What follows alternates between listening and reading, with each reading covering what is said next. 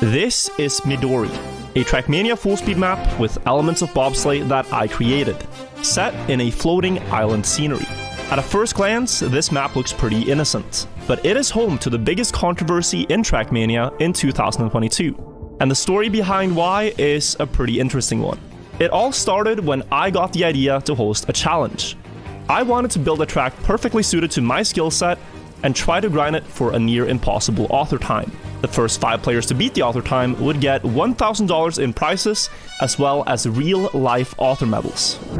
1 second. Like, that's pretty cool, right? That looks amazing. I thought this was a fantastic idea, but things didn't exactly go as planned.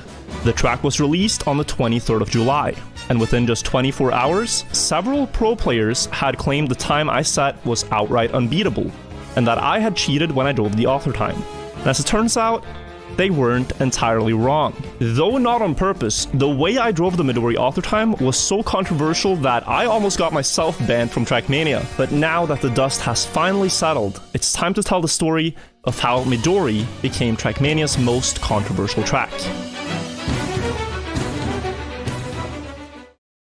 When it comes to building Trackmania maps, there is no greater honor a creator can receive than having their track be chosen as track of the day.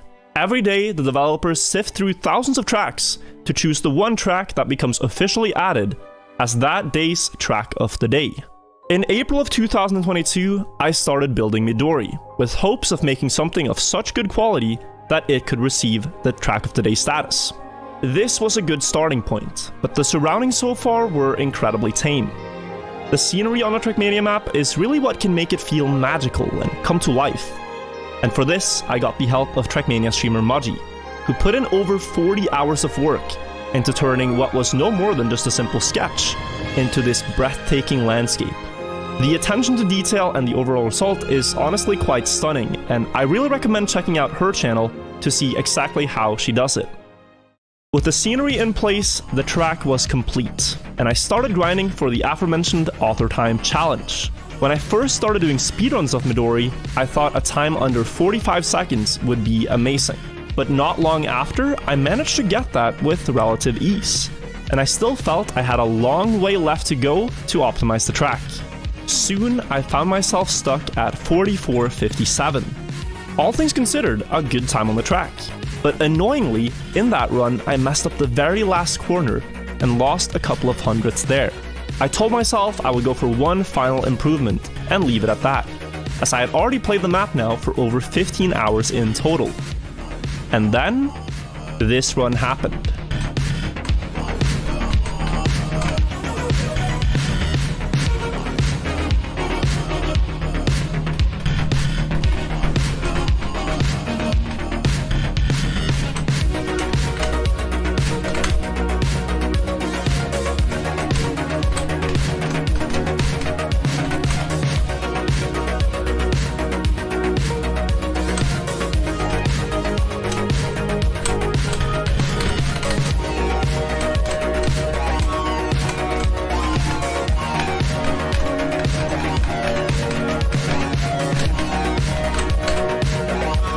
"44,458. This was beyond anything I could have expected, and a worthy challenge to anyone who wanted to get the real-life author medals. Stylistically, Midori is all about snowballing speed.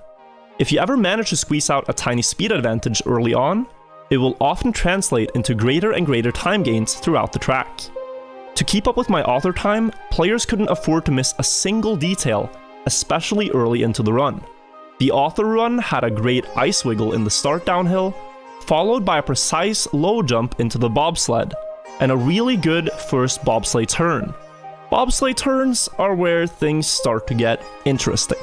When you're driving a bobsleigh turn, you always want to be steering a little bit, but the exact amount depends on how fast you're going. For a low-speed bobsleigh turn, the ideal steering amount might be as high as 60%. And for a hyperspeed turn, it could be as low as 25%. The essential principle at work is that the faster you are, the less you should steer. When Trackmania 2020 released, this absolutely sucked for keyboard players, since keyboard players have the choice of not steering at all at 0% or full steering at 100%, but no values in between. so in any bobsleigh turn, you were bound to lose time. This led some professional keyboard players like Kappa to getting creative, and driving competitions with a hybrid input setup, where he would use keyboard for the majority of the run, and then whenever a bobsleigh turn appeared, he would use a controller that he had lying on his desk to gently steer through the turn, and then continue on keyboard afterwards. The developers found this silly, and they wanted to introduce something to bridge the gap between keyboard and controller. So they made something called action keys. Action keys are essentially just macros. When used, they let you lock your steering at different percentages. In my opinion, they're a great addition to the game, as they give keyboard players a fighting chance without having to switch input device. A theoretically perfect turn could still be won massively favored towards controller players, where say you have to enter it steering 49.2% and exit it with like 42.4%. But in other situations, action keys could be favored. With the consistency that action keys provide, where you just hold one button and get 40% all the time, it could be easier than trying to estimate that on an analog stick. Entering the first bobsleigh turn on Midori, you are driving at 400 speed, which happens to line up with when 40% steering is the sweet spot. Following that, you have to precisely speed slide on the dirt and the platform before the wall ride, before you get to the second bobsleigh turn.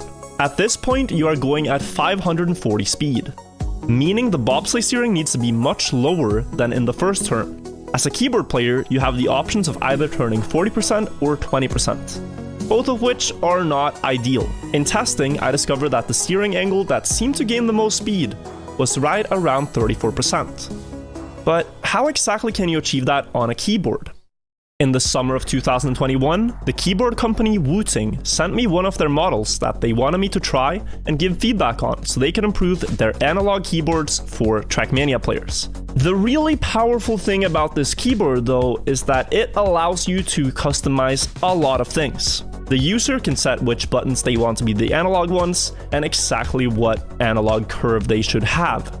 So if you wanted an analog key to produce, say 29% steering when fully pressed down, their software allows you to do that. This is where the heart of the issue lies. I was convinced that this was the future for keyboard players in Trackmania. So ever since I received it, I've been using it as my main keyboard. I've showed on stream many times how it works and what I'm trying to do with it. I've talked about it in several discords with pro players, and I even planned on making a video detailing exactly how it works. But unfortunately, that one fell to the wayside. At the time of setting the Midori Author Medal, I'd been using this keyboard for over a year, with no pushback or problems, and I really thought nothing more of it. I just went about my usual way of gaming. So to get the 34% steering in the second and third bobsleigh turn, I just used an analog profile on my keyboard and held the key all the way to get 34% steering. This made my car accelerate a lot through the bobsleigh turns, and I was able to carry that speed over the great platforms by speed sliding and maintaining the lead. As I crossed the finish line, I got a massive 1200th improvement, and I told myself, that is that. The speed loss from using 40% steering instead of 34% in the last two bobsleigh turns is actually quite significant, and it seemed like there was no way to beat the author time with Action Key 2. Elcon, who is one of the world's best ice and full speed players, and a clear favorite to win the challenge, was still 3500ths behind the author medal, after grinding for an entire day. To clear up the confusion, I decided to post a tweet where I explained how I'd driven my author time. This, however, disappointed a lot of people. The perception at the time was that I had just made a map with an author time so ridiculous that the only way to beat it was by going out and buying an analog keyboard for $150, and then setting up your own custom action keys to get enough speed out of the last two bobsleigh turns. Many were rightfully upset and argued that this should be considered cheating, but up until this point there had been no rules on what is allowed and what isn't with an analog keyboard. Despite the best effort by people in the community to have a rational discussion, things quickly got out of hand. Many hate tweets started flying back and forth, massive Reddit threads were made, thousands of Discord messages from sunrise until sunset. Two players even went as far as blatantly cheating to get the author time, claiming that if Virtual can cheat, then so can we. They did this by modifying the game's physics to permanently give themselves a reactor booster, and then driving to the finish with an impressive 6 seconds faster time, and then trying to claim the prize money. Not gonna lie, I hadn't expected that when I set up this challenge. Unfortunately though, both of these players got banned from the game as soon as Nadeo returned from their vacation. As it turns out, modifying your input device and modifying the game's physics aren't one and the same thing. The next day, Elcon managed to set up his controller as a custom action key. By using a program called DX-Tweak, he could limit the steering range of the analog stick to be 34%. And then, much like Kappa's hybrid setup, that is how he played the track. After many hours of grinding that day, Elcon eventually got this run.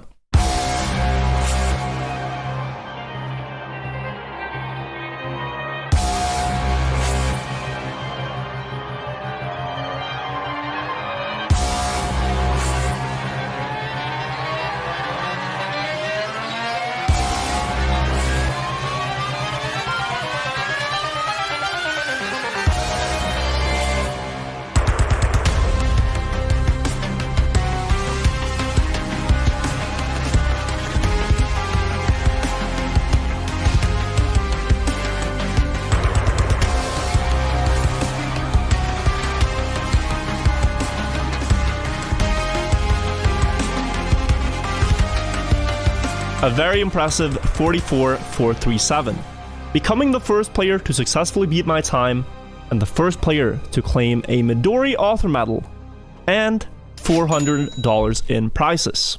After talking with my community about it on stream and speaking directly with Carl Jr., the 5-time world champion of Trackmania, it was clear there were big concerns about this becoming the meta in the game. Part of the beauty of Trackmania is that you only really need 4 buttons to compete: up, down, left, and right. If using custom action keys was necessary to beat my author time, that would kind of defeat the purpose, as the difficulty would be made really arbitrary. It was no longer about high skill driving, but who had the most advanced setup. After realizing my mistake, I decided to grind Midori again, but this time by only using in-game action keys of 40, 60, and 80% steering, to set a time on a setup that everyone has access to. After playing for a couple of hours, I managed to get a 44.573, 1100 slower than my custom action key time, but still much faster than everyone except Elcon on the map. I decided to make this the new unofficial author time on Midori and change the rewards so that anyone who beat the 44.573 would still be eligible to win the prizes. Over the following days, the player Yon123405 would become the second person to beat the author time, and the player Mata2002 would get it as well, though both of them had also used a 34% steering setup. This still counted for prizes, as we had yet to receive any ruling from the developers. 2 spots now remained in the pricing, and as I was looking at the field of contenders, I noticed something very interesting. The player Shadowcrancer was going for the ultimate Chad move, playing the entire track on controller from start to finish. For reasons I won't get too much into now, this loses a lot of time in the start, as the wiggle down the bobsleigh is best done on either keyboard or the D-pad. But the interesting part was that in the bobsleigh turn, by moving the control stick with surgical precision, he was gaining time compared to those that just used a 34% action key. Doing this in the second and third bobsleigh turn on Midori, Shadowcrancer was gaining upwards of 4 to 5 speed, compared to just holding 1 steering value, and ultimately proving that the real action keys had been joysticks all along. The Trackmania community, and myself included, had gotten so lost in the sauce of which action key was the best, the drama and the memes, that we overlooked the fundamental principle at work, that gradually reducing steering is better for hitting the sweet spot steering angle. This is how bobsleigh should be done perfectly. But next to nobody had actually bothered trying it, since just pressing 1 button and getting a decent result was much easier. After seeing it, I was very curious to try it myself, and I quickly discovered that it is indeed very difficult. The only strategy to make this even somewhat consistent was by using a legal plugin for the game called Dashboard, which lets you have an input display on screen at all times. Then you would drive a bobsleigh turn and stare at the input display and try to estimate when the arrow was about 35% filled up. After taking a while to get used to it, I was getting much faster attempts, and all that remained was chaining everything together in one run.